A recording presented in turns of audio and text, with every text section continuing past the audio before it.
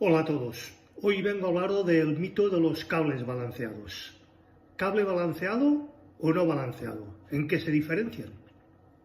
El paso de la señal de audio de un punto A a un punto B o a un punto B a un punto C o cualquier letra del alfabeto se produce principalmente de dos maneras, o bien simétrica o bien asimétricamente.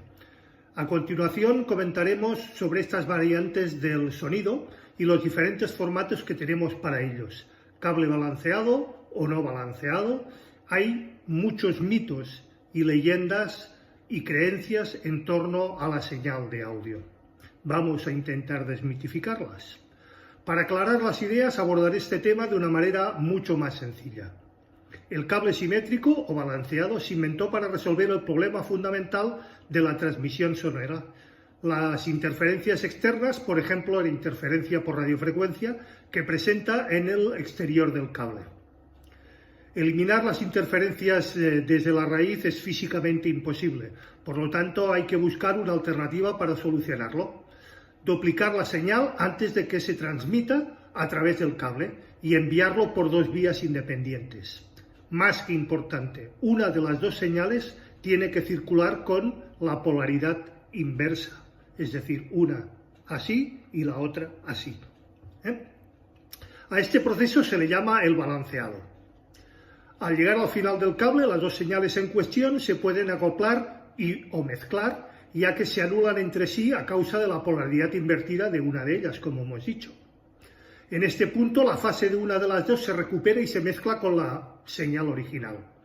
Pero ¿y entonces? ¿Dónde surge la magia? El ruido de fondo, interferencia, se produce a través de ambas señales del cable.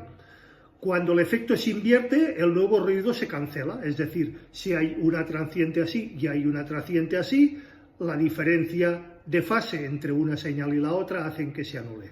Como podéis entender, el cableado balanceado es una opción perfecta para reducir las interferencias y obtener una buena calidad de sonido, sobre todo en caso de muy largas distancias y presencia de aparatos electrónicos a lo largo de la ruta recorrida por el cable. Por desgracia, el clásico zumbido de 50 Hz de la tensión de red no se puede eliminar, ya que es un ruido generado por la malla o por la mala y defectuosa masa del sistema eléctrico y no se puede eliminar invirtiendo la fase, es decir, los cables balanceados no anulan la frecuencia de red o las interferencias provocadas por interferencias de red.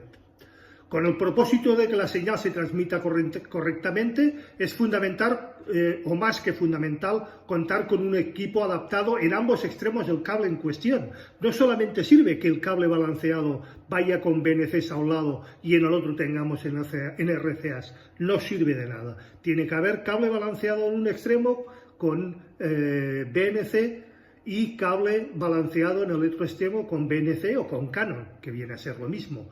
Por ejemplo, la señal producida por una cápsula sería más que conveniente que estuviese balanceada, ya que tiene un nivel de señal muy bajo y muy vulnerable a ruidos e interferencias externas antes de entrar en el preamplificador.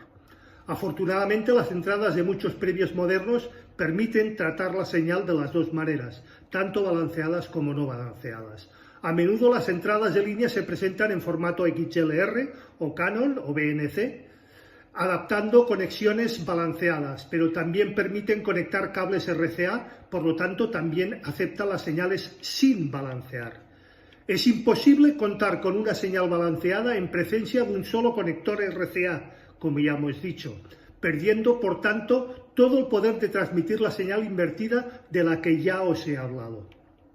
Pero no te preocupes, no hay riesgo de dañar absolutamente nada. Si accidentalmente coinciden ambos cables, lo peor que te puede pasar es que no escuches nada, que no suene nada. También se habla de señal balanceada y de no balanceada en el mundo digital, donde la interferencia o ruido puede ser todavía más incisiva y más invasiva, ya que no permite a la interfaz usada interpretar adecuadamente la señal digital. Los formatos coaxiales SPDIF y el formato AES-EBU no difieren mucho en su tamaño con las diferencias físicas de transmisión.